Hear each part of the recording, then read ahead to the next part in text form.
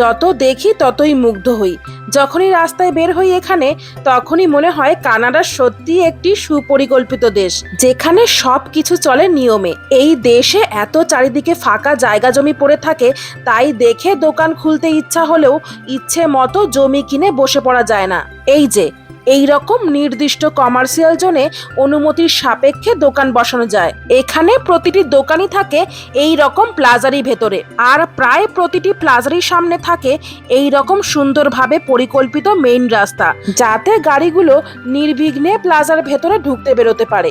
গাড়ি পার্কিং এর জন্য প্লাজাগুলোর ভেতরে থাকে এই রকম খোপ খোপ করা দাগ কাটা জায়গা, কারণ এখানে এলোমেলো ভাবে গাড়ি রাখা নিষেধ। আর পথচারী আর সাইকেল চালকদের জন্য এখানে তো থাকে আলাদা ফুটপাতি। এইসব সিস্টেমই কানাডাকে করে তুলেছে নিয়মবদ্ধ। যদি আমাদের দেশেও এমন শৃঙ্খলা থাকতো, তবে অনেক ঝামেলা থেকেই বাঁচা যেত, তাই না?